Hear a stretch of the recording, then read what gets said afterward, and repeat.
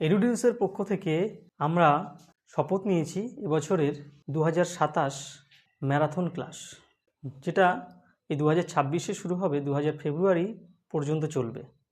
Mission মাধ্যমিক, যার প্রধান টার্গেট। হ্যালো স্টুডেন্টস, তোমরা দেখছো এডুডিউস, সঙ্গে আছি আমি জগদীশ তালুকদার, তোমাদের আর্টস বিষয়ের শিক্ষক। আমি ধাপে ধাপে তোমাদের বাংলা, ইতিহাস, ভূগোল এইসব বিষয় নিয়ে আলোচনা করব। তোমরা আমাদের চ্যানেলে সবসময় লক্ষ্য রেখো আর পড়াশোনাটা ঠিকমতো চালাবে। তাহলে চলো শুরু করা যাক। দশম শ্রেণীর বাংলা সাহিত্য বিষয় নিয়ে আজকে আমরা আলোচনা করব। আমাদের প্রথম যে স্কুলের সেমিস্টার হয় বা ফর্মেটিভ বলো, সামেটিভ বলো, যে পরীক্ষাগুলো হয়, তা প্রথম ধাপটা আমাদের শেষ হয়ে গেছে। সুতরাং আমরা সেকেন্ড ধাপ নিয়ে আমরা এগোবো। পরবর্তী ক্ষেত্রে ধাপে ধাপে তোমরা ক্লাস পাবে, আর তোমরা সবসময় স্টাডিটা বজায় রাখবে। সেক্ষেত্রে আমরা তোমাদের সঙ্গে সবসময় থাকব। আর আমার সহকর্মী শিক্ষকগণ, শিক্ষিকাগণ যারা যারা আছেন, তারা সবসময় চেষ্টা করবেন তোমাদের সহযোগিতা করার। ভিডিও দেখার পর যদি কোনো কিছু বিষয়ে বুঝতে অসুবিধা হয়, তাহলে সেক্ষেত্রে তোমরা কমেন্ট বক্সে কমেন্ট করো। আমরা যথাসম্ভব চেষ্টা করব তার উত্তর দেওয়ার বা রিপ্লাই দেওয়ার। সুতরাং চলো আজকে আমরা মূল বিষয়ে যাই। দশম শ্রেণীর তোমাদের বাংলা সাহিত্য সঞ্চয়ন যে বইটা রয়েছে, সেই বইটাতে যে সিলেবাস রয়েছে, সেই সিলেবাসে আমরা অভিষেক বলে একটা কবিতা পাই, যে কবিতাটা একটু বড়, তাই আমাদেরকে ওটা একটু পার্ট পার্ট করে আলোচনা করতে হবে। সুতরাং আজকে আমি এই কবিতাটিকে দুটো তিনটে পর্বে ভাগ করে তোমাদের কাছে বা তোমাদের সামনে আমি সুন্দরভাবে উপস্থাপন করব। অভিষেক কবিতা বিষয়ে অনেকে প্রায় সময় আমার কাছে ছাত্রছাত্রীরা বলে, আমার নিজস্ব যারা ছাত্রছাত্রী রয়েছে তারা বলে কবিতাটা খুবই কঠিন।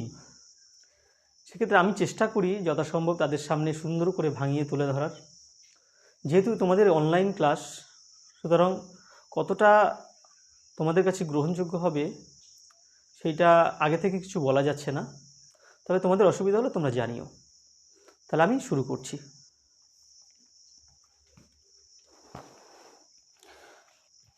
অভিষেক।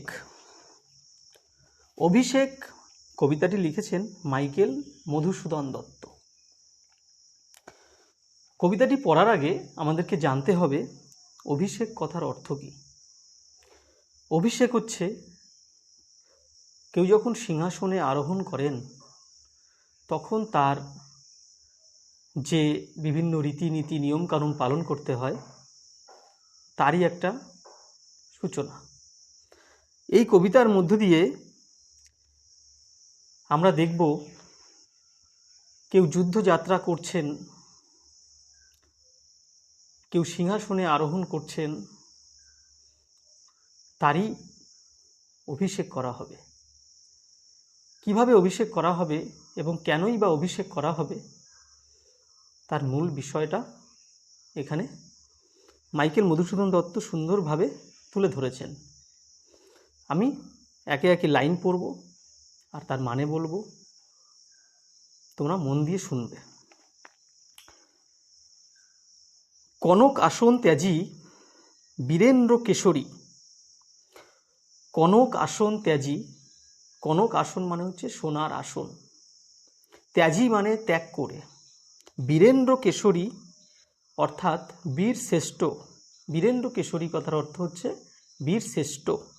বীরের মধ্যে যে কেশরী, কেশরী কথার অর্থ হচ্ছে সিংহ। সেক্ষেত্রে এখানে কাউকে সিংহ বলা যাবে না, এখানে বীরেন্দ্র কেশরী হচ্ছে বীরদের মধ্যে যিনি শ্রেষ্ঠ। ইন্দ্রজিৎ, তাহলে বীর শ্রেষ্ঠকে ইন্দ্রজিৎ। ইন্দ্রজিৎ কনক আসন ত্যাগ করে, এখানে আসন বলতে সিংহাসন, তাহলে বীরেন্দ্র কেশরী ইন্দ্রজিৎ সিংহাসন ত্যাগ করে। এখন তোমরা বলতে পারো যে ইন্দ্রজিৎ কে? ইন্দ্রজিৎ হচ্ছে লঙ্কার অধিপতি বা লঙ্কার রাজা রাবণের পুত্র, যিনি জ্যেষ্ঠ পুত্র ছিলেন। তিনি সোনার আসন ত্যাগ করে প্রণমিয়া, প্রণমিয়া মানে হচ্ছে প্রণাম করে ধাত্রীর চরণে, ধাত্রী হচ্ছে পালিতা মাতা। পালিতা মাতা এখানে ইন্দ্রজিতের পালিতা মাতা ছিলেন, যার নাম প্রভাসা। তার চরণে প্রণাম করেছে ইন্দ্রজিৎ সোনার আসন ত্যাগ করে। সে কহিলা কি হেতু মাতো গতি তব আজি। কহিলা মানে বলল, ইন্দ্রজিৎ বলল তার ধাত্রী মাতাকে প্রণাম করে, কি হেতু মাতো, হেতু মানে কারণ, মাতো মানে মা, কি মা কি কারণে মা, গতি তব আজি, আজকে তোমার এই আগমন। ধাত্রী মাতা নিজে ইন্দ্রজিতের বাড়িতে এসেছেন, রাজ প্রাসাদে এসেছেন, হঠাৎ করে এসেছেন। তাই ইন্দ্রজিৎ তার মাকে প্রশ্ন করছে, প্রণাম করে প্রশ্ন করছে, মা হঠাৎ তোমার এই আমার বাড়িতে আগমনটা কিসের? কহ দাসে লঙ্কার কুশল। ইন্দ্রজিৎ নিজেকে তার মায়ের দাস বলেছেন,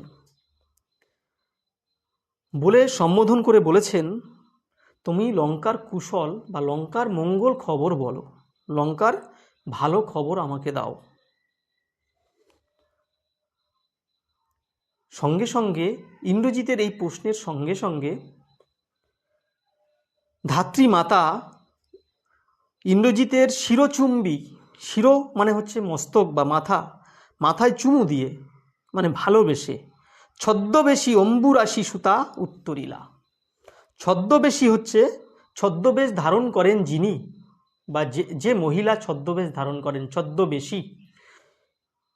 অম্বুরাশি সুতা, তাহলে অম্বুরাশি মানে অম্বু মানে জল, রাশি মানে বিশাল, আর সুতা মানে হচ্ছে মেয়ে। তাহলে বিশাল জলরাশির মেয়ে। বিশাল জলরাশি আমরা কাকে বলি? বিশাল জলরাশি হচ্ছে সমুদ্রকে আমরা বিশাল জলরাশি বলি। তাহলে সমুদ্র কন্যা বলা যেতে পারে। তো অম্বুরাশি সুতা হচ্ছে সমুদ্র কন্যা। উত্তরিলা, উত্তর দিল। তাহলে এখানে আমরা পড়েছি ধাত্রী মায়ের পায়ে প্রণাম করেছিল, এখানে বলছে অম্বুরাশি সুতা। তার মানে কি? তার মানে অম্বুরাশি সুতা, অম্বুরাশি সুতা সমুদ্র কন্যা বলা হয় লক্ষ্মী দেবীকে। সে ছদ্মবেশ ধারণ করে এসেছেন, ইন্দ্রজিতের মায়ের ছদ্মবেশ, প্রভাসার ছদ্মবেশ ধারণ করে এসেছেন। সে উত্তর দিচ্ছে, হায় পুত্র কি আর কহিব কনক লঙ্কার দশা। সে উত্তর দিচ্ছে হায় বলে, হায় বলে যে বিস্ময় প্রকাশ করছে, সে বিস্ময় প্রকাশ করে উত্তর দিচ্ছে কনক লঙ্কার দশা মানে খারাপ অবস্থা। তাহলে লঙ্কার খারাপ অবস্থার কথা আমি কি আর বলবো। ঘোরতর রণে হত প্রিয় ভাই তব বীর বাহুবলী। ঘোরতর রণে মানে ভীষণ যুদ্ধে, হত প্রিয় ভাই, তোমার প্রিয় ভাই হত হয়ে গেছে, নিহত হয়ে গেছে। বীরবাহু বলি হয়ে গেছে। বীরবাহু হচ্ছে ইন্দ্রজিতের ছোট অনুজ, ছোট ভাই। সে হচ্ছে চিত্রাঙ্গদা আর রাবণের পুত্র। সে ইন্দ্রজিতের বয়সে ছোট, তাই বলেছে হত প্রিয় ভাই ভাই বীরবাহু বলি। বীরবাহু হত হয়ে গেছে যুদ্ধে, ঘোরতর যুদ্ধে। তার শোকে মহাশোকী রাক্ষসাধিপতি।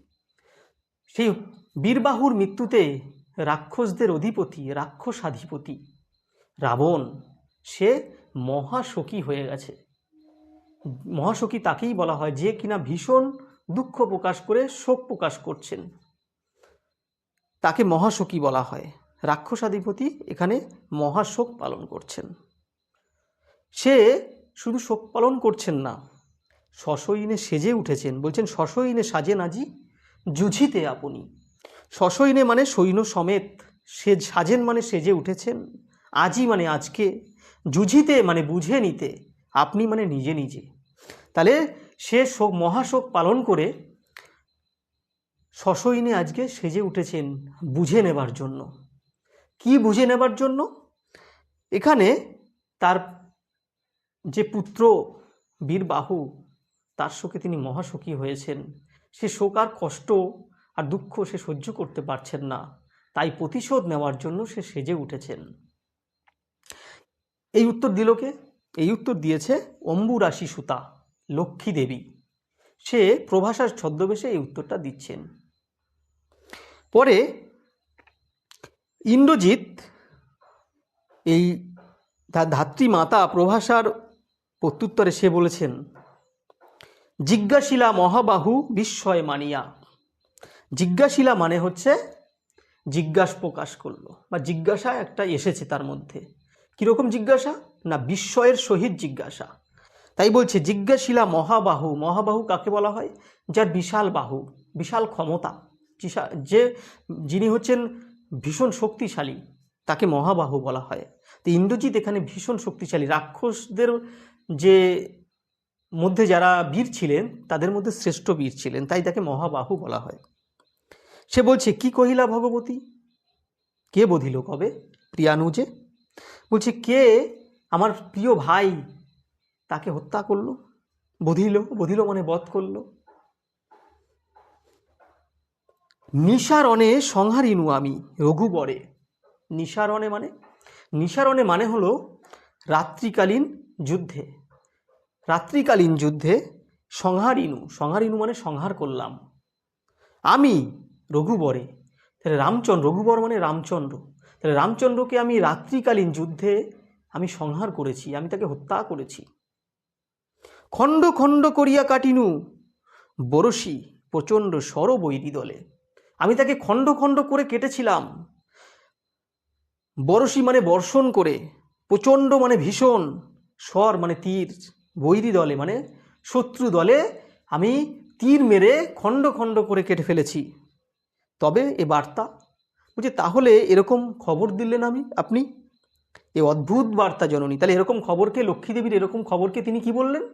এই অদ্ভুত বার্তা। বলছে, এই বার্তা আমি মানতে পারছি না, এই বার্তা একটা অদ্ভুত বার্তা। কোথায় পাইলে তুমি? শীঘ্র কহ দাসে।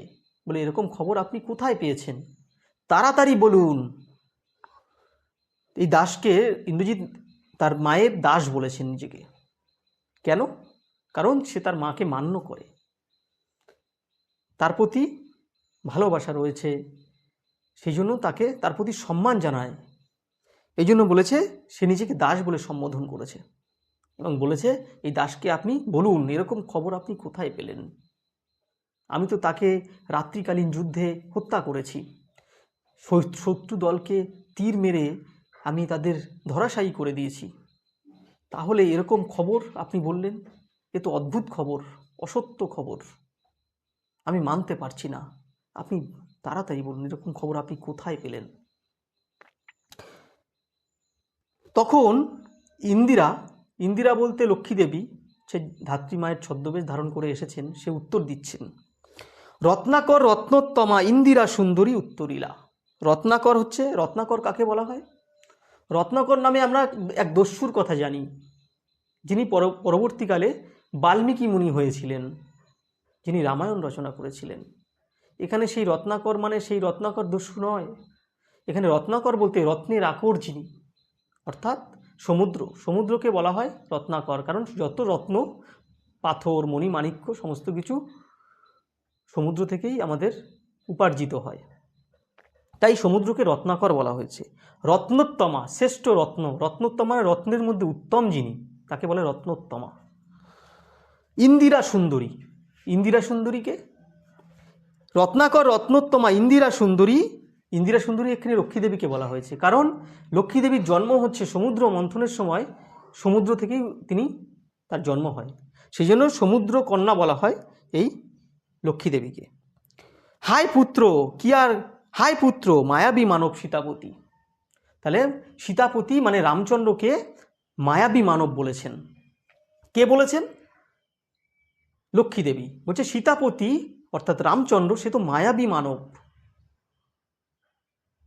তব স্বরে মরিয়া বাঁচিল, অর্থাৎ তাই তো তিনি তোমার স্বর বা তীরে আঘাত পেয়েও সে বেঁচে গেছেন। যাও তুমি ত্বরা করি, তুমি তাড়াতাড়ি যাও। রক্ষ কুলমান বলছে, তুমি রাক্ষস কুলের মান রক্ষা করো। রাক্ষস কুলের মান কেন বলেছেন?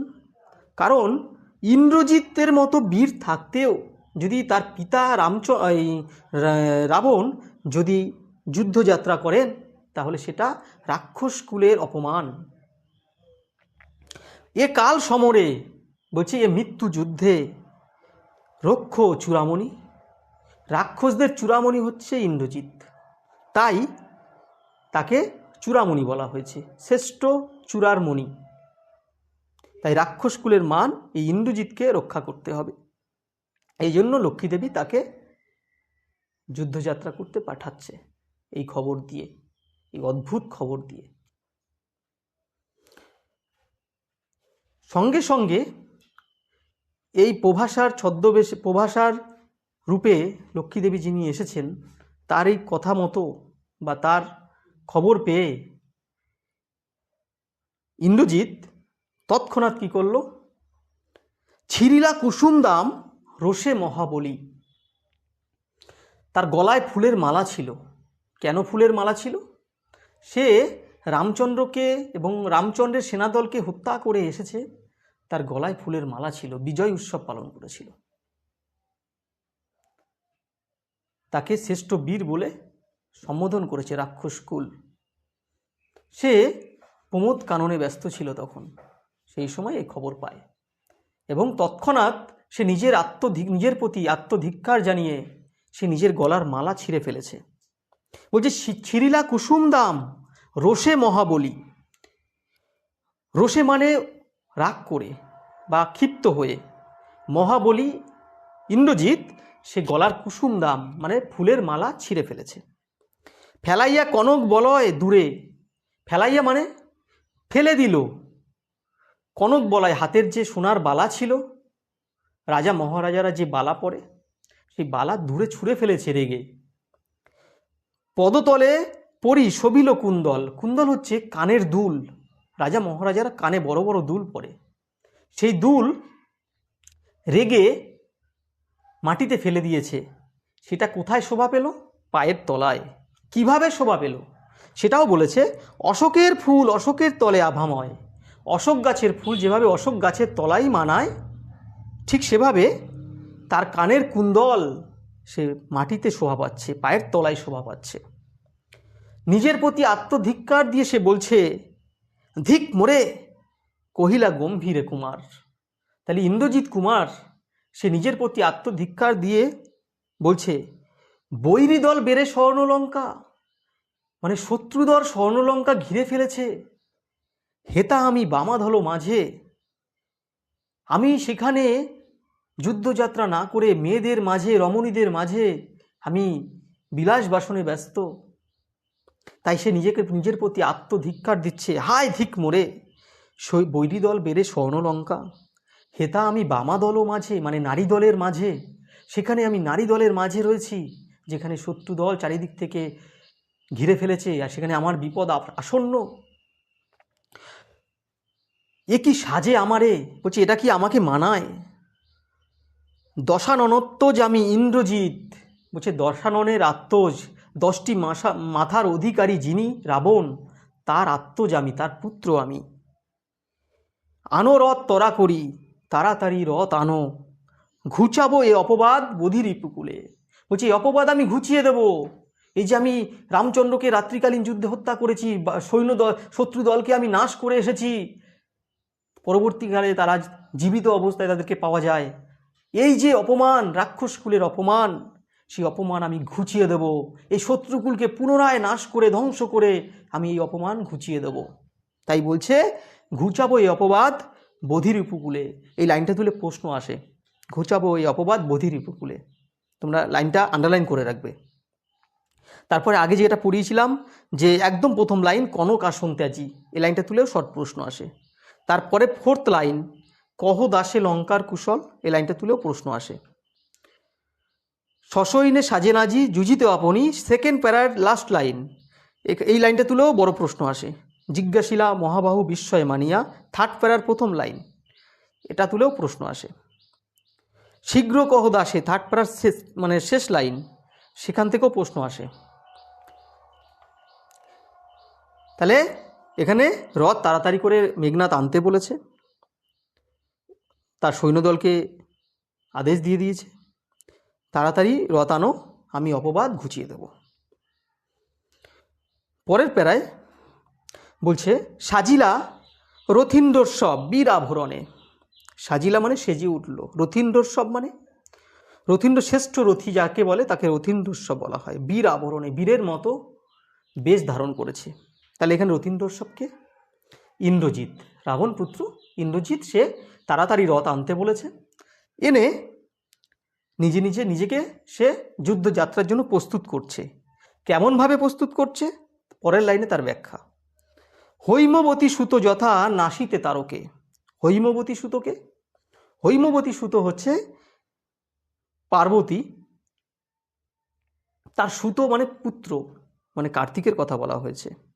হৈমবতী সুত হচ্ছে কার্তিক, যথা নাসিতে তারকে। তাহলে নাসিতে মানে নাশ করতে, ধ্বংস করতে, তারকে মানে তারকাসুরকে।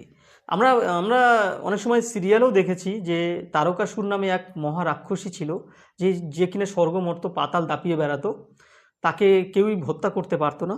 শেষে এই হৈমবতী সুত কার্তিক তাকে নাশ করেছিল। এখানে হৈমবতী সুত যেভাবে তারকাসুরকে নাশ করতে যেভাবে নিজেকে সাজিয়ে তুলেছিল, ঠিক সেভাবে এই ইন্দ্রজিৎ রামচন্দ্রকে বধ করবে বলে সেভাবে সেজে উঠেছেন। কিংবা বৃহন্নলা রূপী কিরীটি, তাহলে কার্তিকের মতো সেজে উঠেছেন, না হলে কিরীটি বৃহন্নলা রূপী কিরীটির মতো সেজে উঠেছেন। বৃহন্নলা কাকে বলা হয়? যারা মানে থার্ড জেন্ডার হয়, যারা নপুংসক হয়, তাদেরকে বৃহন্নলা বলা হয়। এখানে বৃহন্নলা অর্জুনকে বলা হয়েছে, কারণ স্বর্গের এক উর্বশী, তার অভিশাপে অর্জুন নপুংসক হয়ে গিয়েছিল, পুরুষ থেকে না অর্ধনারী অর্ধপুরুষে পরিণত হয়েছিল, তাই তাকে বৃহন্নলা বলা হয়। কিরীটি কেন বলা হয় অর্জুনকে? অর্জুন দেবরাজ ইন্দ্রের মুকুট পরেছিলেন, দেবরাজ ইন্দ্রের মুকুটকে বলা হয় কিরীট, তিনি সেই কিরীট পরেছিলেন বলে তাকে কিরীটি বলা হয়। এই অর্জুন যেভাবে বিরাট পুত্র সহ, মানে বিরাট রাজার পুত্রদের নিয়ে উদ্ধার করতে গোধন মানে আগে আমরা জানি প্রাচীন যুগে গরুকে গোধন বলা হতো, মানে গরু হচ্ছে গো আর গরুকে ধন বলা হতো, যার যত গরু ছিল সে তত বড় লোক ছিল। এখানে গোধন, বিরাট রাজার অনেক গোধন ছিল, যারা এই খাণ্ডব বনে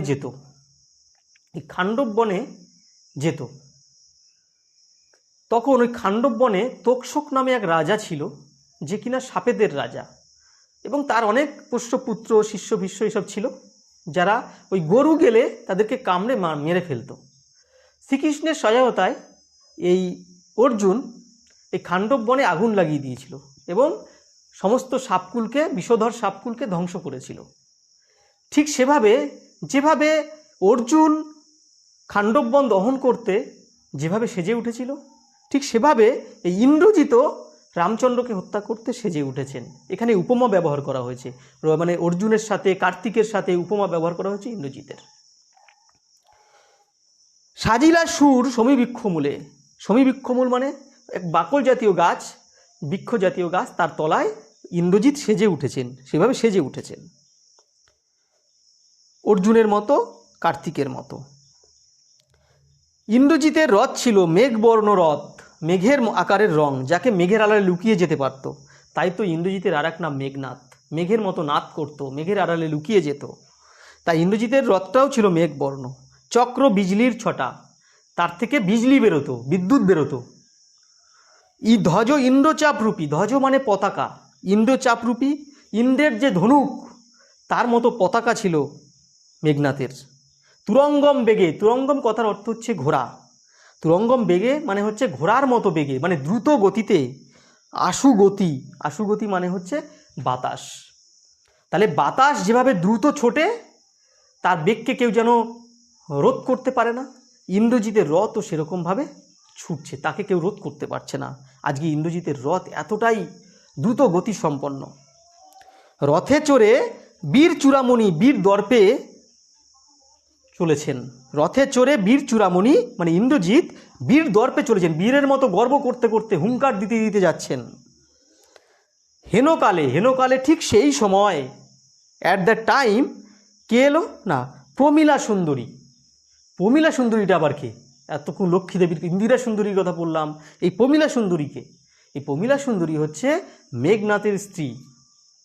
মেঘনাথের স্ত্রী তখন এসে উপস্থিত। ধরিপতি কর যুগ, দুটো হাত, যুগ মানে হচ্ছে এখানে বোত, দুটো হাতি, করো জোরে করে বলছে পতিকে, হায় রে যেমতি। হেমলতা আলিঙ্গয়ে তরুকুলেশ্বরে, এখানে একটা লাইন ব্র্যাকেটে দেওয়া রয়েছে, বলছে যেভাবে তরুকুলেশ্বর, তরু লতাপাতা গাছপালা যেভাবে হেমলতা বা স্বর্ণলতাকে কি করে আলিঙ্গন করে ধরে। ধরো আমরা বাড়িতে অনেক সময় লাউ গাছ, কুমড়ো গাছ, পুঁই গাছ এগুলো লাগাই, এগুলো রোপণ করি। সেক্ষেত্রে কি হয়, সেগুলো এরা যেহেতু মানে লতিয়ে চলে, এদেরকে একটা আশ্রয় দিতে হয়, আশালতা দিতে হয়, সেক্ষেত্রে একটা দণ্ড দরকার। ঠিক সেভাবে যেভাবে এই তরুকুলেশ্বর লতাপাতা কোনো একটা শক্ত কিছুকে আশ্রয় করে সে উপরে ওঠে, ঠিক সেভাবে এই প্রমীলা সুন্দরী তার পতির মানে ইন্দ্রজিতের বা মেঘনাথের হাত ধরেছে, বলছে তুমি কোথায় যাচ্ছ, তাকে জড়িয়ে ধরেছে, আলিঙ্গয়ে বলেছে, আলিঙ্গয়ে মানে আলিঙ্গন করে। কহিলা কাঁদিয়া ধ্বনি, ধ্বনি মানে আমরা ধ্বনি জানি কি, ধ দন্তের নয় দীর্ঘি, ধ্বনি মানে বড়লোক, ধ দন্তের নয় হস্যি, ধ্বনি মানে মেয়ে, আর ধয় বয় নয় হস্যি, ধ্বনি মানে আমাদের গলার কণ্ঠস্বর আওয়াজ। এক্ষেত্রে ধ্বনি ধর নয় দন্তের নয় হস্যি, ধ্বনি হচ্ছে নারী। কহিলা কাঁদিয়া ধ্বনি, তার মানে হচ্ছে ধ্বনি এখানে প্রমীলাকে বলা হয়েছে। সে কেঁদে কেঁদে বলছে, কোথা প্রাণ সখে রাখিয়ে দাসীরে কহ চলিলা আপনি। বলছে এই দাসীকে রেখে আপনি কোথায় চললেন, আমাকে বলুন প্রাণ সখা আমার, আপনি এই দাসীকে রেখে কোথায় যাচ্ছেন। কেমনে ধরিবে প্রাণ তোমার বিরহে, বলছে তোমায় ছাড়া আমার প্রাণ কি করে ধরবে, এই দুঃখে আমি জর্জরিত হয়ে যাব, আমি বিরহে জর্জরিত হয়ে যাব, তোমাকে ছাড়া আমি থাকতে পারি না, তুমি এই সময় তুমি কোথায় যাচ্ছ। বলছে কেমনে ধরিবে প্রাণ তোমার বিরহে, এ অভাগী। প্রমীলা নিজেকে অভাগী বলছে, কারণ যার স্বামী থাকে না সে তাকে অভাগীই বলা হয়। স্বামী হচ্ছে তার চারিপাশের একটা কি বলা যায় নিরাপত্তা বলয় তৈরি করে। সেক্ষেত্রে প্রমীলার স্ত্রী, প্রমীলার স্বামী যদি যুদ্ধক্ষেত্রে যায় আর সে যদি যুদ্ধক্ষেত্রে নিহতই হয়ে যায়, তাহলে প্রমীলার আর কেউ থাকবে না, তাই নিজেকে অভাগী বলে সম্বোধন করেছে।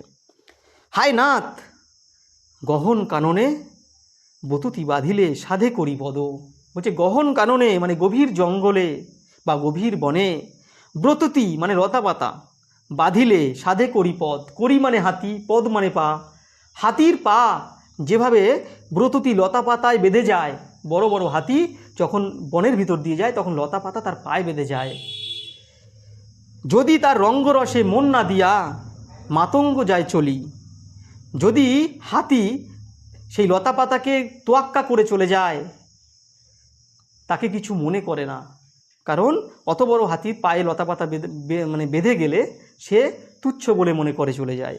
ঠিক সেভাবে ইন্দ্রজিৎ তার স্ত্রী প্রমীলাকে এইভাবে লতা পাতার মতো তুচ্ছ বলে মনে করে চলে যাচ্ছে।